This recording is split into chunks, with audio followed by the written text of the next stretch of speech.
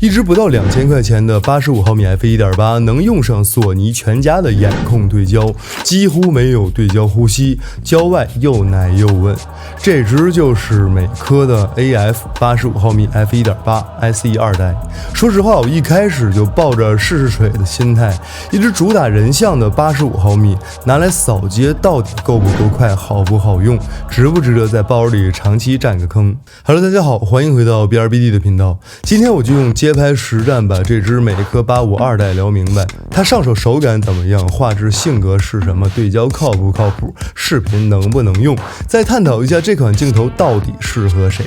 先说我最在意的第一件事儿，它带出门累不累？这个镜头的体型不夸张，重量大概370克左右，挂在 A7M4 上，重心基本在手柄附近，单手举击取景也不会有头太重往前栽的感觉，换到 A7S3 上也更扎实，手持拍视频稳定感更强。镜身是工程塑料，但质感不廉价，表面喷砂细腻，卡口还有一圈胶圈，日常小雨小潮我也敢拿它走，但暴雨硬刚我不建议。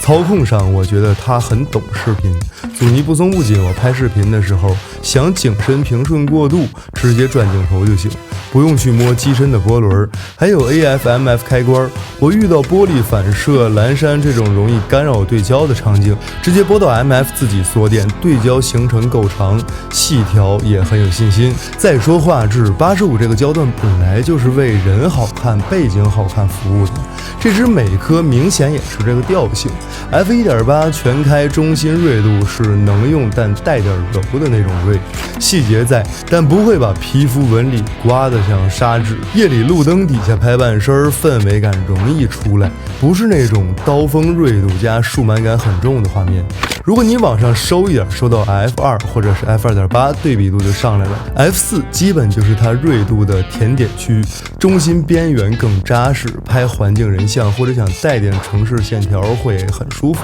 它给我最大的惊喜其实是焦外，2代用了11片圆形光圈叶片，夜里路灯、车灯这种高光点，画出来的光斑很圆，过渡也比较柔。焦内到焦外不是一刀切的硬件，整体是又奶又稳的那种感觉，暗角全开会明显一点，但我扫街反而挺喜欢，它像天然运营把视线往人脸上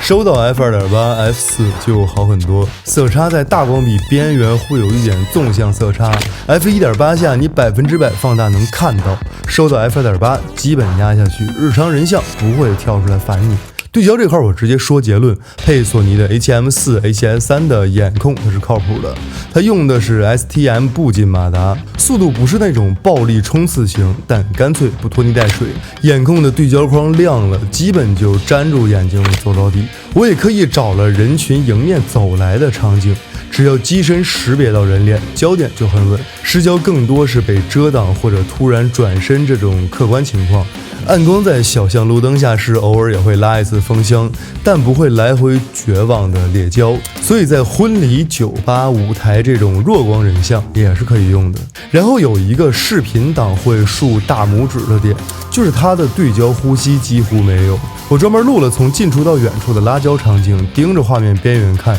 视角基本不变。也就是说，如果你在视频里做拉焦，画面不会像在偷偷变焦，观感更沉得住气。加上对焦的噪声很低，正常收环境声几乎听不到镜头在动，这个对视频创作者是真的很友好。最后给它一个标签，它很平易近人，但也暗藏实力。平易近人是它轻不累，上手顺，价格也舒服。暗藏实力是它把焦外、对焦、呼吸这些本很考验功力的点交代的比我预期的要高很多。所以如果你预算有限，想要第一支85毫米体验那种人从城市里跳出来的感觉，它很合适。你如果已经有了35、50，想再加一个更克制、更不打扰人像扫街的视角，它也很合适。你如果拍视频想要更好看的焦外、低呼吸、靠谱对焦，但暂时不想一上来就砸原厂的 GM， 这支美科85 2代就是一个性价比很